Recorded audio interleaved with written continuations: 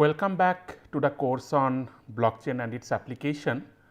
So, in the last class, we have seen the distributed consensus algorithm, and we have seen that there is a vast literature about distributed consensus that can possibly help distributed architecture or a decentralized architecture to reach into consensus by making an agreement among multiple different nodes.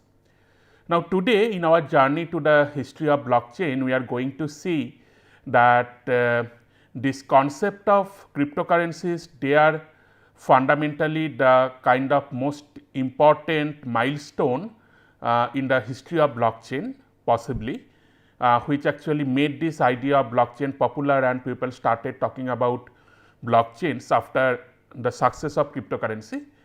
So, today we are going to look into different type of cryptocurrencies and see that how these cryptocurrencies have been evolved, and we will try to link between the topic that we had covered in the last lecture, that is the distributed consensus in the backdrop of cryptocurrencies. So, we will see that how those distributed consensus algorithms are important in the context of cryptocurrency, and from there we will try to have or we will try to understand that why a new kind of consensus algorithm is required for cryptocurrencies, and then gradually we will learn about how that have given the birth of blockchain, the idea of blockchain.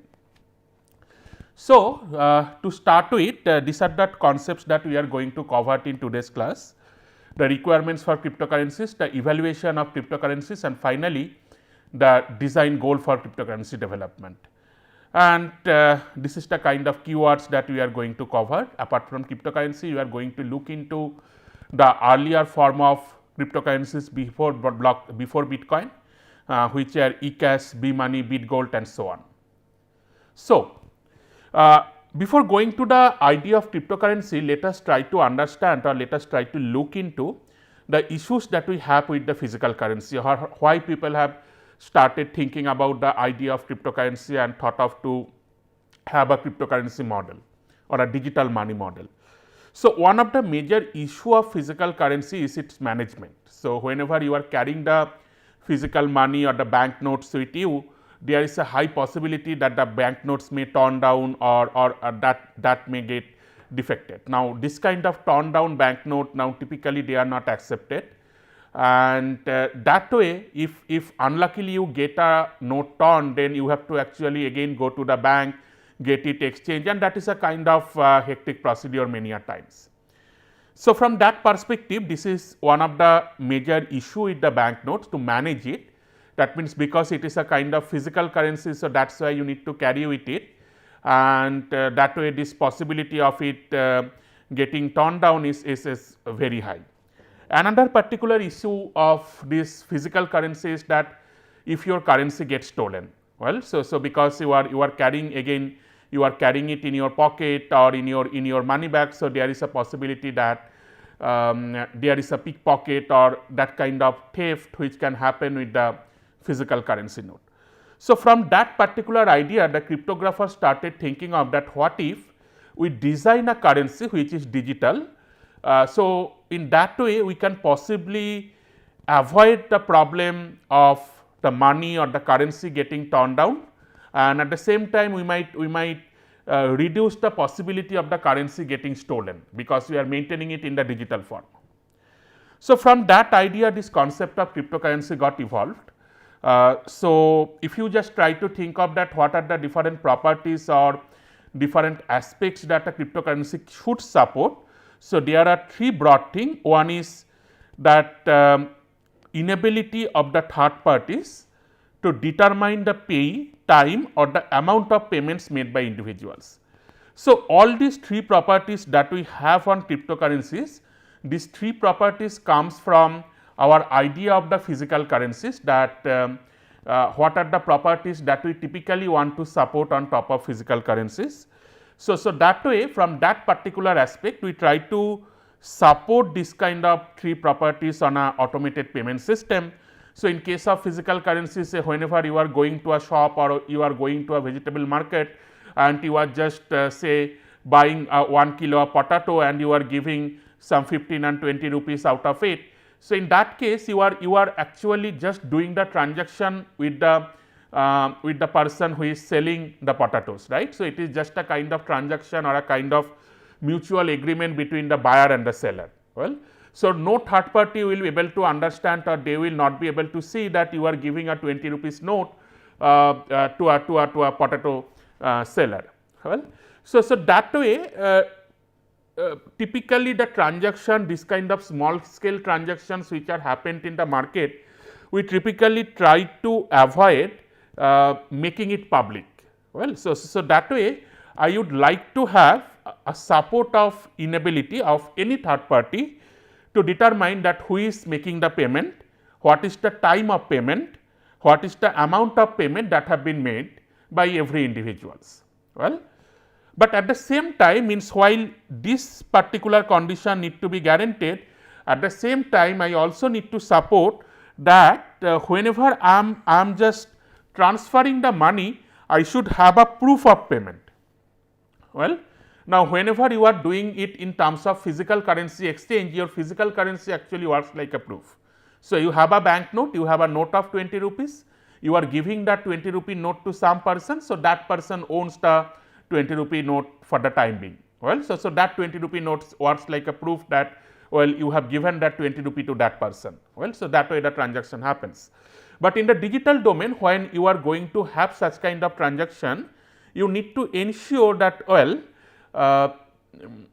the transfer, the amount that you have transferred to some third party or some person, then you should be able to show the proof of payment. Well, so for example, if that person later on deny that, oh, hey, you have not given me the money, then you should have a proof. Now, typically in a marketplace, we have that cash memo or we have that bill or whatever you say, that works like a proof. Well, so here also I want to have such kind of proof that I have made the payment. And the third requirement is that ability to stop the use of payment media reported stolen. So, that basically means, so this actually tries to solve one of the important problem of the physical currency, that whenever certain physical currency gets stolen, although you have a provision that, well, you have a unique number for every bank notes, but typically we do not remember that number, or we do not typically note down that number. Well, so in that particular case, if if my money get pickpocketed, I do not have any way to report that, hey, these are the currency notes, exact currency notes with this unique number that got stolen.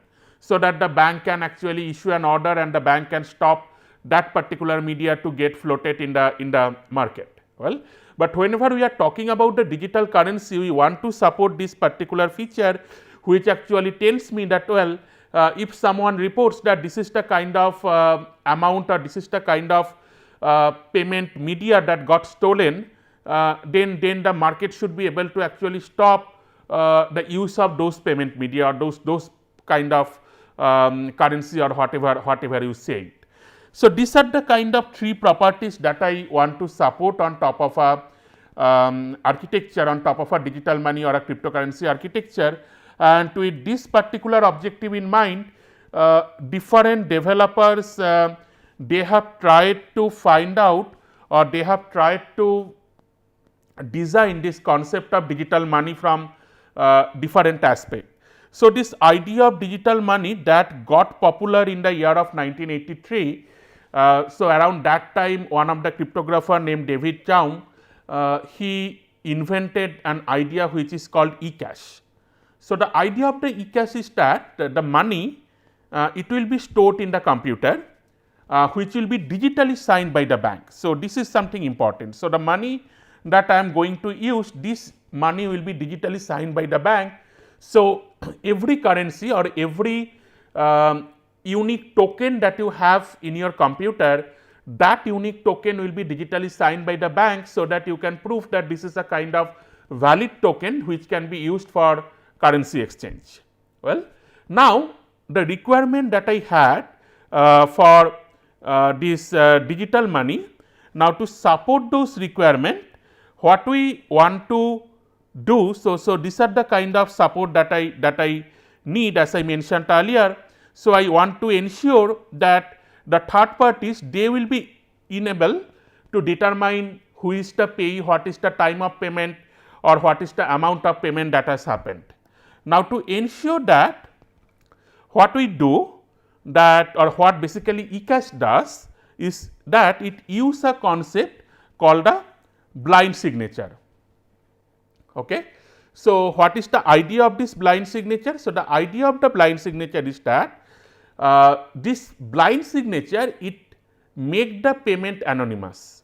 Well, so whenever I am saying that I am going to make the payment anonymous, this basically means that, well, whenever I am going to make the payment, someone will sign that, or someone will verify that I am an authoritative person who can possibly make the payment, but at the same time that person will not be able to understand that whom I am paying, or what is the amount that I am paying, or at what time I am going to make that payment. Well, so this eCash, it uses a concept called blind signature to make this payment anonymous. Well, so what is this blind signature? So, let me explain this concept of blind signature with the help of this example. Say you have a letter and you want to transfer this letter to somewhere. Well, but what you want to do, you want that, well, certain authoritative agent, they will actually verify your credential. Well, so what does it mean? Say for example, as an IIT Kharagpur professor, say I want to send a letter to NPTEL. Well, now when I want to send a letter, what I typically want, I want that, well, NPTEL should recognize that this particular letter has came from a professor at IIT Kharagpur. So, that means the letter that I am going to send to NPTEL office, that letter will be endorsed by certain authoritative agent of IIT Kharagpur or certain authority of the IIT Kharagpur. Well, maybe the deans, the director, anyone of them. Well, now the problem that I have here is that although I want a kind of legitimate letter to send with a proof that, well, this letter is coming from an IIT Kharagpur professor, what I do not want to reveal to my director that, well, I am going to send this letter to the NPTEL office. Well, so this particular information I do not want to reveal, and at the same time I do not want to reveal that what is the content of the letter, what particular thing I am going to send to the NPTEL office. Now, what we can do here that, well, on this particular letter that I have, on top of that letter I can put up say a kind of what we call as the carbon paper. Well, so after putting this carbon paper, what I do that, well, the credential that I had, that means say the logo of my institute and the name of my institute, I inscribe that logo and the name on top of that carbon paper. Well, and I send that to my director and ask that director or request the director to sign it or to verify that credential that, well, this is the letter which is coming from a professor of IIT Kharagpur. Well, now what the director will do? So, the director will find out that, well, I have that logo and here there is my credential which is there on the letter, but because it is on top of this carbon paper, the director will really do not know that where this letter is going or what is the content of the letter. Well, so the director sign on the letter. Now, the moment the director is signing on the letter, what I do that I take that signed letter along with the carbon copy, the entire thing I package it within an envelope and send it to the NPTEL office. Well, now once NPTEL office receives this entire package, the NPTEL office can take it out, the NPTEL office can see that, well, there is a carbon paper and on top of that I have the logo, on top of which the director of IIT Kharagpur has signed. So, that basically means this particular letter is coming from the IIT Kharagpur, from a professor of IIT Kharagpur, and the moment they are moving this carbon paper, they can see that, well, because the sign have been done on top of a carbon paper, so the sign has also been inscribed on the letter. Well, and they can verify that the logo and the authentication information or the identity of the person which was there on top of the carbon paper on top of which the director has signed, the same information is there on the letter. So, they can verify that well this document has came from a legitimate professor of IIT Kharagpur. Well, so this idea is called a blind signature. So, what actually happening here that whenever I want to send a letter with such kind of blind signature, so we call this signature blind because the official who is going to sign here, that official has verified the credential of the person who has written it, but have not seen the original message or have not seen that where that letter is getting transferred or who is going to receive this letter. Well, so that way the official does not know the actual message. Well, the official only knows that person X has sent certain message. If you want to reveal the identity of the NPTEL office, want to say that well this letter is going to the NPTEL office, then official knows that this is the letter which is going from person X to person Y, but the official has not been able to see what is the content of the original letter. So, this is basically called a kind of blind signature, and people have used or basically David Kaum has developed a method for a cryptographic method for supporting this kind of blind signature, where the broad idea is that you prepare a message digest and then sign on the top of that message digest, and that way whenever you are sending it and at that time you can only see the signature and the digest, you cannot see the original message. Well, now after this development of eCash, David Kaum actually founded a company called DigiCash, but unfortunately this idea of eCash could not provide much additional benefit. Well, and that was never very popular among the people, particularly because the currency management overhead with eCash was much more higher compared to the overhead that we have for the physical currency. So, particularly for eCash, one of the primary bottleneck is that this currency you need to get it signed from the bank. So, that means that every currency that you are getting from the bank, you need to get it signed by the bank, and at the same time whenever you are making certain payment, you need to have a kind of blind signature from the bank, and that way this payment system had a much of overhead. That means, while you are going to make a payment, every time you want to make a payment, you need to make an interaction with the bank to get a blind signature on top of your payment media to say that this payment media is valid. So, that way this idea of eCash was not very popular, and the company that was founded by David Kaum that got bankrupted around 1998 because people are not using this idea of eCash, and that way it was not a kind of successful venture. But the cryptographers, they had tried to understand, or they have tried to find out that how I can make this idea of cryptocurrency much more popular among the common people. Well, and from that perspective, what the people did, or what the cryptographer or the people who are working with cryptocurrency they did, they morphed this original definition of cryptocurrencies a bit. Well, so what they did, they basically found out or they basically added one additional constraint along with my original definition. So, my original definition says that the third party should be enabled to determine the payee time or the amount of payments. But if you see the design of eCash, eCash actually require that the payment media that you are supplying, that payment media is getting signed by the bank, although it is a blind signature. Well, but that way the bank will actually be able to know that this much money you are spending. But what people thought of that, well, if I completely remove the bank from the picture, what does it mean? That means that whenever I am planning to make certain kind of transactions, even I do not want to contact the bank, well, I will do it entirely myself. So, I will not have any bank or any government as the third party who will monitor that how much money I am spending or how much money do I have. Well, so I want to make this system what we call is entirely decentralized. That means, everyone own their own money, own currency, and whenever I want to make certain payment, I will do that payment.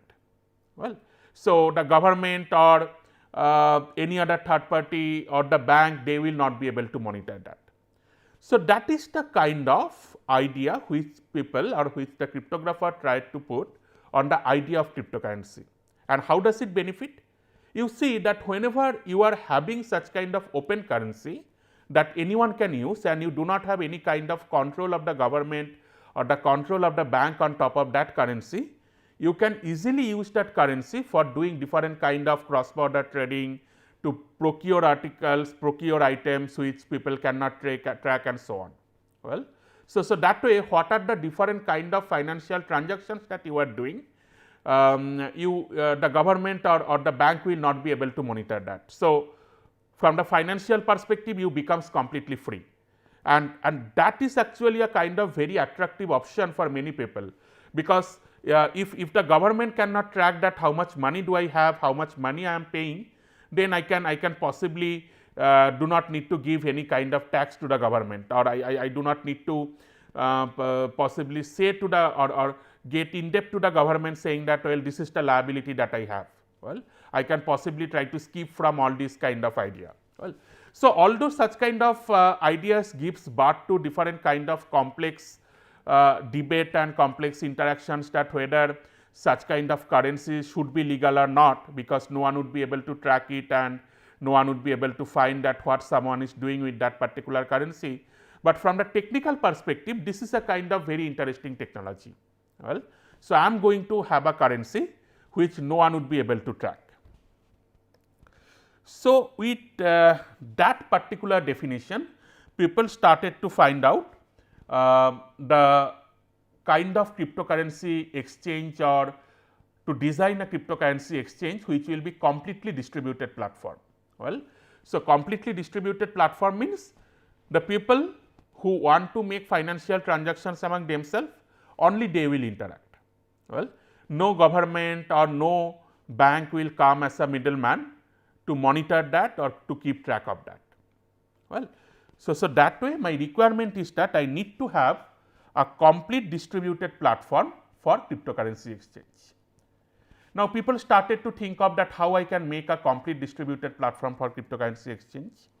So, from that perspective, around 1998, another cryptographer named Wei, he publishes an anonymous distributed electronic cash system which is called B-Money. Well, around that the same time, Nick Szabo is another cryptographer, he describes an idea called BitGold. So, that idea was actually described in a forum. In that BitGold idea, what he did, he told that, well, I can remove this bank, or I can remove these middle persons like the government who is going to monitor my currency by using a complete distributed algorithm based on something called cryptographic puzzles. Okay. So, later on we will see that what does this cryptographic puzzle means, and how that puzzle actually impact me to design an architecture which can be utilized to do financial transactions in a complete distributed environment. But the idea that Nick Szabo initially proposed, that idea, although it was mostly distributed, but it still had certain central control. Well, so although you can have a cryptographic puzzle which you can propose, or someone can execute it in a distributed way, but the verification of the puzzle still needs certain centralized involvement. Well, to solve the puzzle you need certain centralized involvement, and that way this idea was not completely distributed. Well, so as a consequence, people still started exploring that how I can design or how I can have a kind of complete distributed architecture, and from that perspective, the open question which comes here, that can we verify the proof of puzzle solving in a distributed way. Okay. So, that means what is this puzzle solving that I am going to talk later on, but for the time being what you can think of, that whenever I am going to do certain kind of financial transactions, I need to solve certain puzzle. Well, but the idea of the Nick Szabo, the way he described that puzzle, that needs some kind of centralized involvement. But here I want to pose up this open question that can we verify the proof of the puzzle solving in a complete distributed way. So, this actually gives birth to the idea of this distributed consensus, that means I need a way in a distributed environment, I need a way to come to a consensus. Well, why do I need a consensus? Because the transactions that I am doing, that particular financial transactions need to be agreed by the community. Why? Because unless the community is agreed on that transaction, there is a possibility that someone is doing some kind of false transactions. So, what is that false transactions? So, if it happens to be that say I have 100 rupees in my hand, okay. Now, what I am doing? I am sending 60 rupees to one of my friend, well, say I am naming that friend as A, and I am sending say 80 rupees to my second friend B. Now, immediately you can find out that these two transactions are not possible simultaneously, because I had a total of 100 rupees in my hand. Well, so I cannot do two transactions of one with 60 rupees and another with 80 rupees. Well, so such kind of transactions where I am trying to use the same note multiple times, that kind of transactions is called as double spending.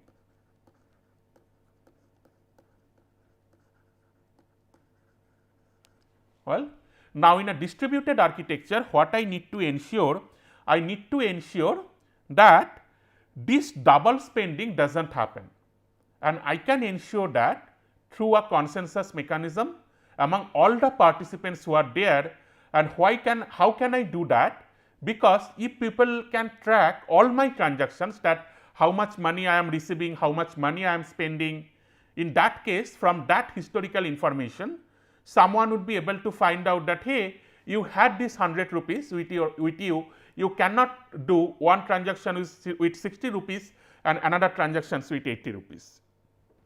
Well, so for that particular case, for finding out such scenario, I need distributed consensus, and from here the immediate question that comes, that can I use the classical distributed consensus algorithms to solve this problem? Well, so can I utilize the classical distributed consensus problem that we have discussed in the last class? Can we use those problems or the solutions that were there in this context of cryptocurrency, and whether I can come to a consensus that well, I had this much of money, I had 100 rupees in my hand, so I cannot do two transactions, one with 60 rupees, another one is with 80 rupees simultaneously. Okay. So, in the next class, in the next lecture, we are going to see that whether we can use the classical distributed system consensus algorithm to solve this particular challenge. Well, so hope to see you in the next class. Thank you for attending today. Take care.